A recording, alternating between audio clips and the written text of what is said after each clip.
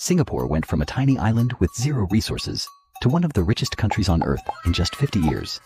The average person there is wealthier than the average American. But in 1965, everyone thought Singapore was dead. We just got kicked out of Malaysia. We have no natural resources. We're smaller than New York City. Our unemployment rate is through the roof. We're surrounded by neighbors who hate us, and we have no army. Gentlemen, please, one crisis at a time. Which crisis should we solve first? All of them. Simultaneously. That's impossible. So, how did they pull this off? Well, before we get to the insane comeback story, let's rewind and see how they got into this mess in the first place. For centuries, Singapore was just a sleepy fishing village, nothing special. But in 1819, a British guy named Stamford Raffles showed up and said, "You know what this swampy island needs? A trading port." "But sir, this place is full of mosquitoes and pirates."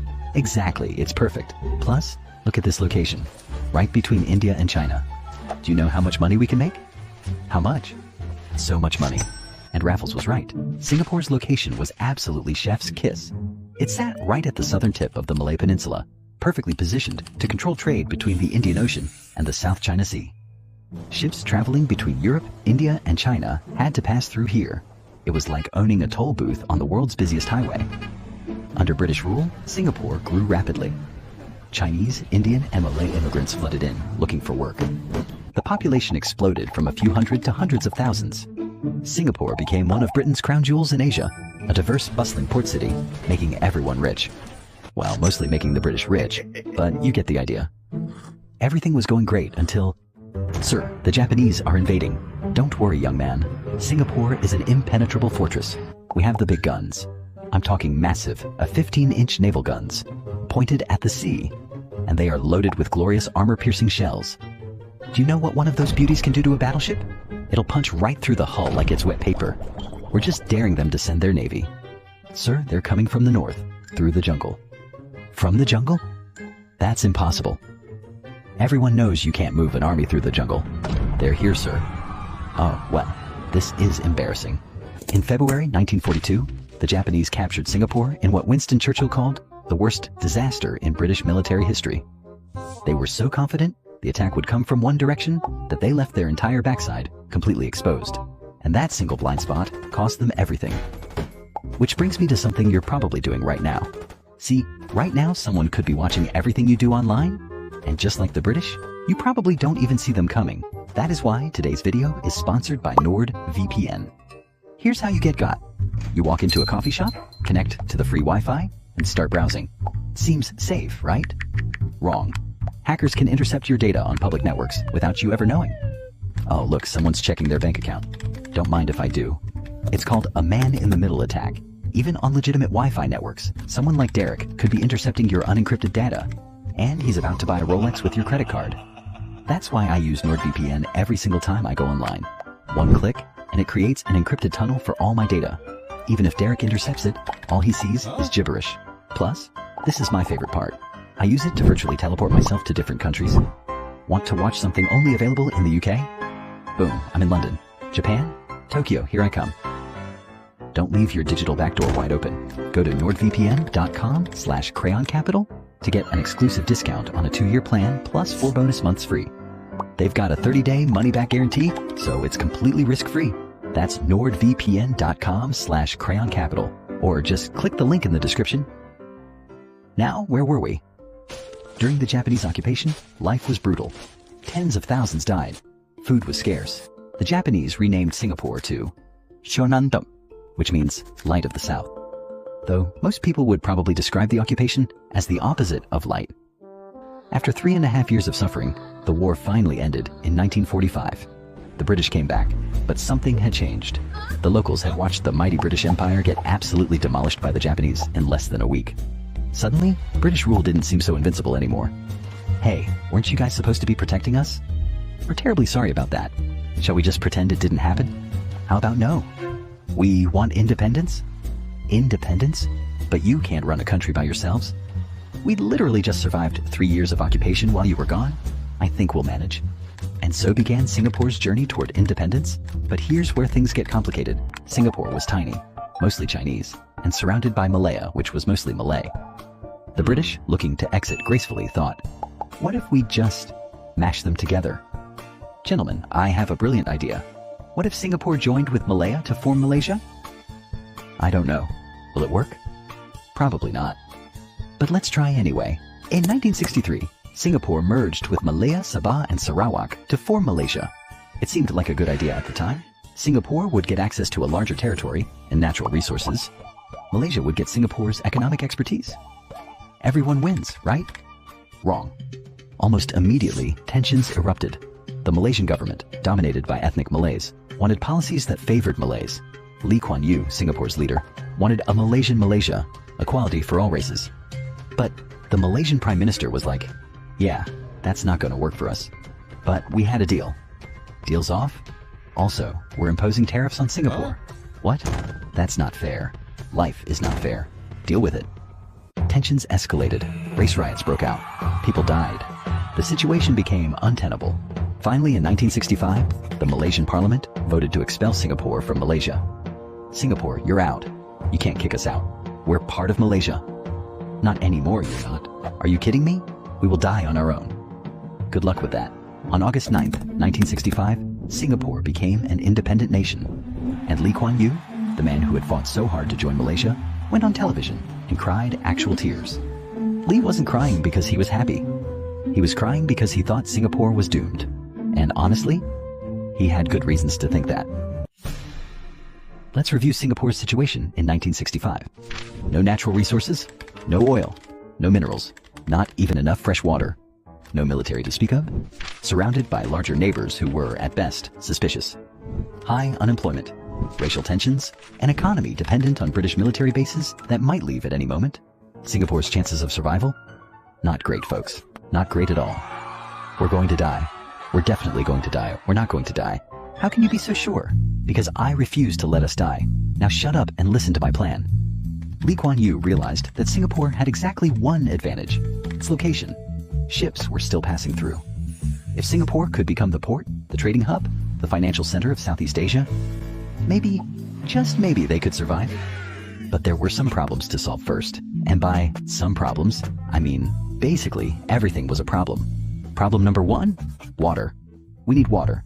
We can import it from Malaysia. And what happens if Malaysia gets angry and turns off the tap?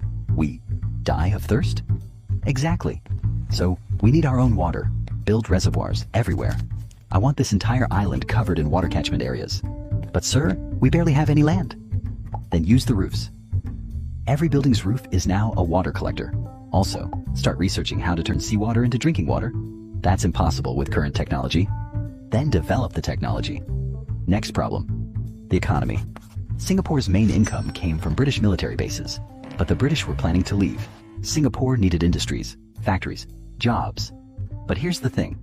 In the 1960s, most developing countries were trying to be self-sufficient.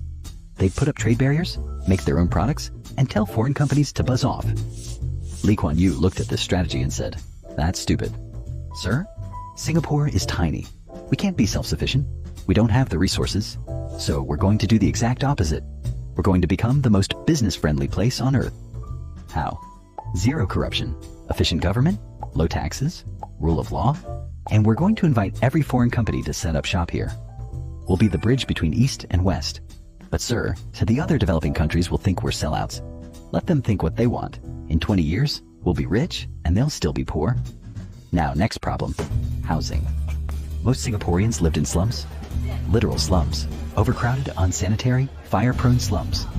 Lee Kuan Yew visited them and said, "This is unacceptable. Sir, we don't have money for public housing. Find the money. I want everyone in Singapore to have a decent home within a generation. That's impossible. Stop saying things are impossible. Everything's impossible until someone does it." And so the government launched the most ambitious public housing program in history. The Housing Development Board started building apartments at a breakneck pace. But here's the clever part.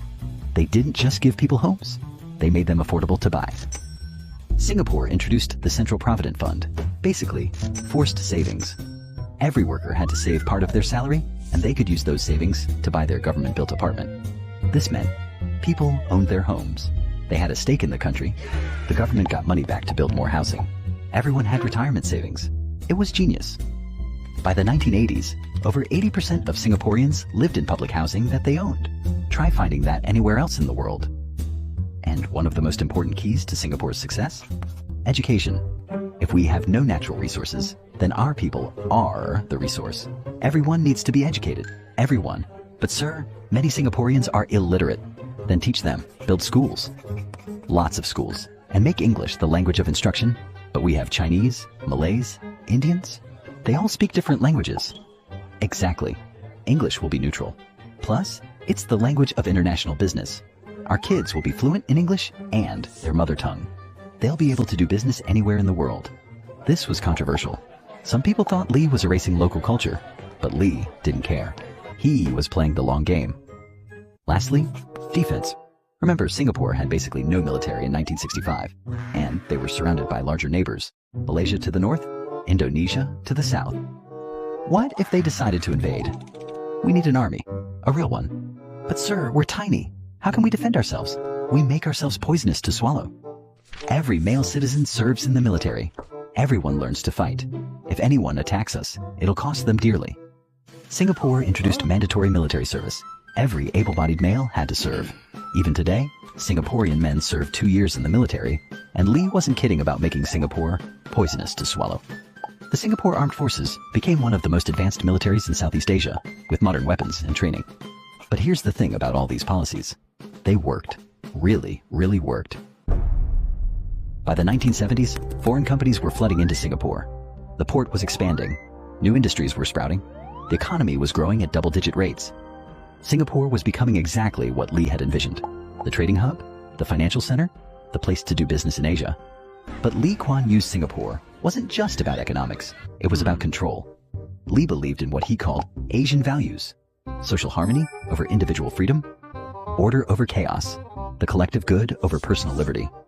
This meant strict laws like really strict, chewing gum, banned, littering, heavy fines, vandalism, you might get canned. The government controlled the media and kept a tight grip on newspapers and TV. Even Lee's People's Action Party dominated elections, limiting political opposition. Western countries criticized Singapore as authoritarian. Lee's response? Look at our results. Clean streets, low crime, booming economy, high literacy. Maybe your Western liberal democracy isn't the only way to run a country. But what about freedom of speech? You can have all the free speech you want in a failing country. Or you can have prosperity and order. Most people choose prosperity. Next question.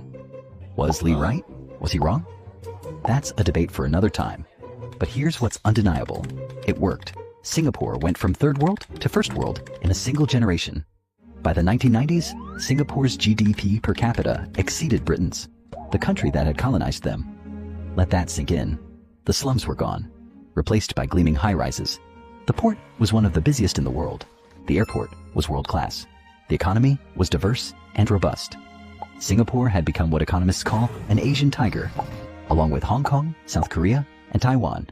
And in 2015, Lee Kuan Yew died at age 91. The entire nation mourned. People queued for hours to pay respect. Whatever you thought of his methods, you couldn't deny his results. He had taken a tiny, resource-poor island that everyone thought was doomed and turned it into one of the most successful countries on earth, with GDP per capita higher than the United States. Not bad for a country that was crying on TV in 1965. Yet, Singapore still faces challenges. The country is aging rapidly. Birth rates are low. Housing is expensive. The government is trying to maintain its strict social control in an era of social media and globalization. And there's always the question, what happens to Singapore's unique model as the founding generation passes away? Only time will tell. But one thing's for sure, Singapore's rise from zero to hero is one of the most remarkable stories in modern history. A tiny island with no resources became an economic powerhouse in less than 50 years through sheer will, smart policies, and a leader who refused to accept failure. We had no choice. We either succeeded or we died. And succeed they did. So the next time you hear someone say something is impossible, just remember, Singapore was supposed to be impossible too.